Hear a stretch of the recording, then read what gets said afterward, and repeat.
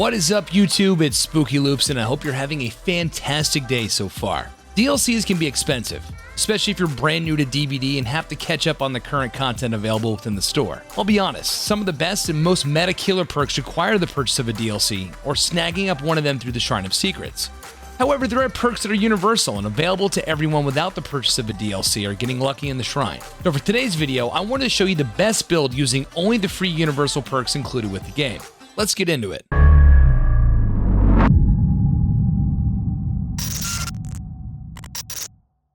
Now, there are a lot of perks available from some of the included killers, and you can acquire them by unlocking their teachables. But to be completely honest, I find these free perks to work just as good, if not better. My first perk is Whispers. Tracking in DBD is very important, and this perk allows me to make sure I'm always heading in the right direction. Whenever a survivor comes within 32 meters of me, Whispers will illuminate. An audible groan will start to play, but do not get confused. The audio you hear does not intensify or weaken as you get closer or further away from the survivor.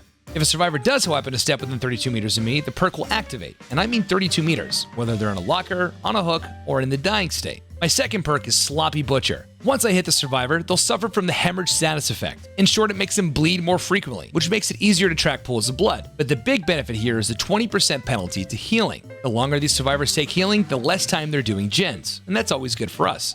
Speaking of gens, since I don't really have any generator defense or regression, once a generator is completed, I'll use my third perk, Bitter Murmur. Bitter Murmur will activate, revealing all survivors to me for 5 seconds as long as they're within 16 meters of the completed gen, and 10 seconds once the final gen is powered on. Now, in the unfortunate event of the tides turning against my favor, I'm going to be using arguably the best free perk in the game and a survivor favorite, Hex No One Escapes Death. As long as the totem stands, I gain a 4% increase to my haste, and everyone during the end game is exposed. Like I mentioned earlier, there are some other teachables that you can use to mix and match if need be, like Tinkerer or Thanatophobia. Always great perks, but for the sake of this video, I'm going to roll with this build. Let's see it in action.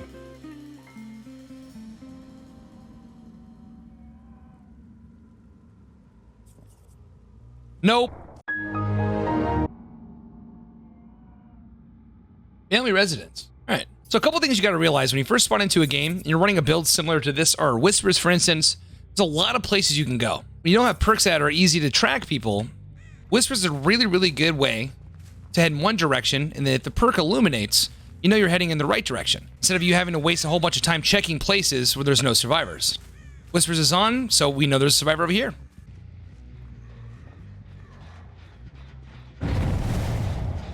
This Fang seemed a little bit closer. Let's go over her instead. Alright, so they're working on 2 gens back here. Let's get our first hit right on this person, maybe? Nope. Hit validation's a blessing.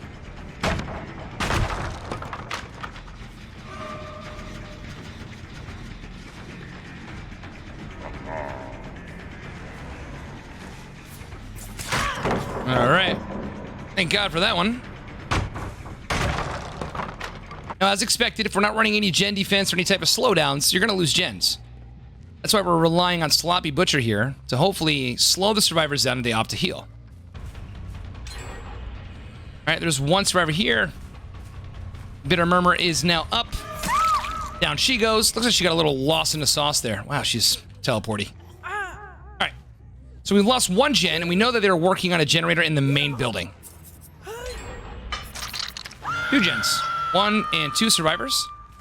Over here. Alrighty. Alright, there's that one. Let's go ahead and continue the chase. I believe there was 2 over here. Let's see how she runs Shack.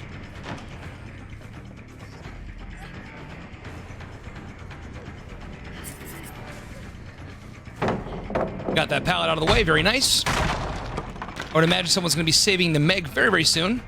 Most of the time, when people save, they opt to heal under the hook. Survivors are healing. They're not doing gens. Let's see if we can go ahead and fake this. She fell for our little fake. She probably has dead heart, I would imagine. And nope, she does not.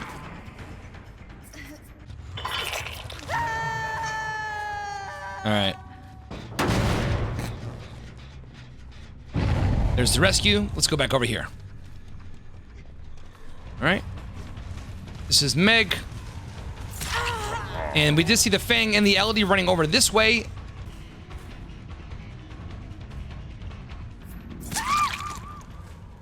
It just healed the Elodie. I would imagine the Fang is going to become unbroken here momentarily, as she just did. Hopefully they stop to do a little healing, which will ultimately help us out. Now we're still within 32 meters of this hook and this survivor, so Whispers is going to stay on the entire time. And it's our Elodie. We're going to get a hit here. And let's see where she goes with this.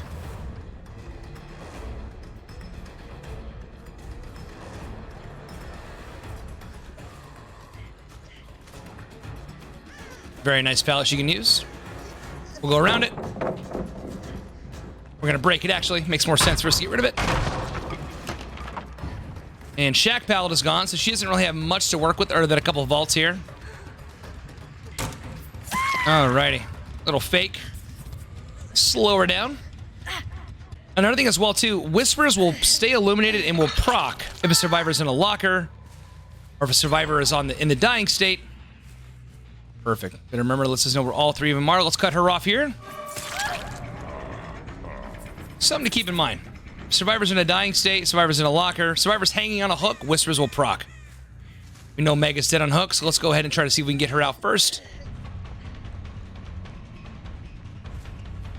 If at all possible. Going to a really nice pallet here.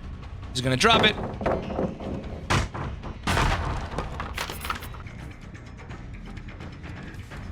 Smart double back for her.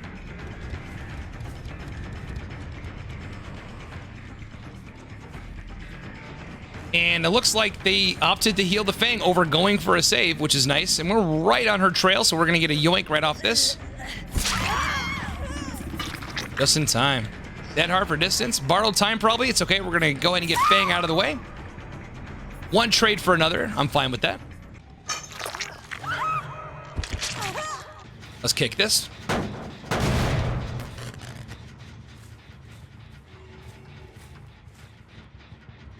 All right, Whispers is off from this area.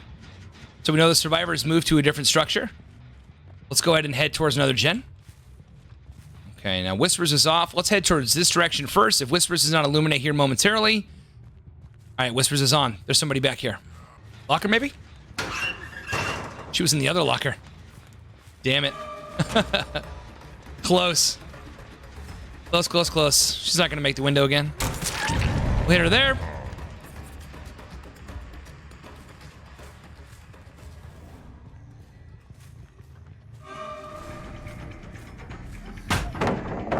Pallets galore. Love it. Now, we know there was progress on this gen, plus that one over here, so let's go ahead and swing back over here to the Elodie. Try to slow this down while we're in chase. Whispers is off, so we know the Elodie has completely left this area, which is always good to know. Last thing we want to do is have two gens about to pop, and we're in chase with the survivor very far away. Whispers is still on, so we know somebody is still lurking around this area. Finding them is another question, though. Here she is. Okay. We're gonna have to eat this pallet, unfortunately.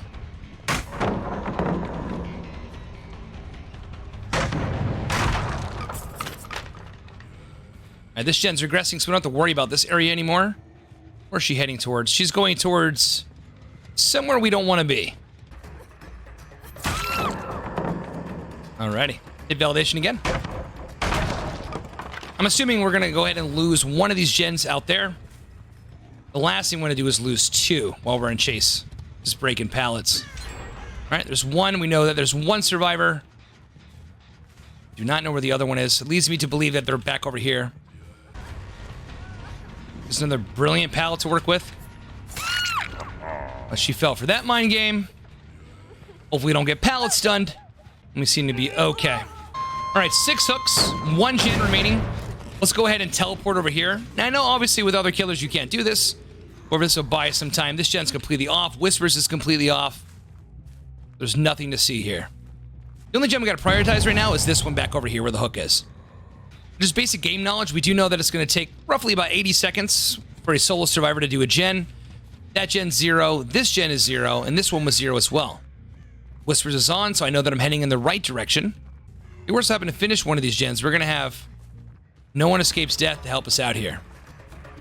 These pallets are all gone, except for the one over here to the right. A nice little hit on her. Righty.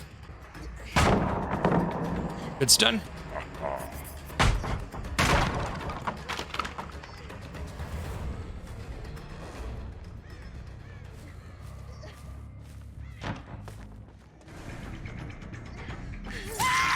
And you ran out of options here, my friend. Okay. Finally got it. We're most likely going to lose the last gen. Once the last gen is powered on, Bitter Murmur will proc for 10 seconds, and then No One Escapes Death will activate. And once No One Escapes Death activates, then we're going to have a really good idea of where the last two survivors are hiding. All right, there's one there. Oh, they're both over here. Excellent. We haven't hooked this Kate once. And we do get a little boost of speed with haste. And we're going to give it to her right there. Now she knows that we have No One Escapes Death. First hook for her. However, Noah came in clutch towards the end there to help us out towards the end.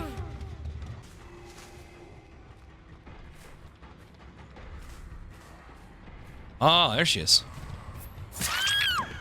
Alrighty. And that's game.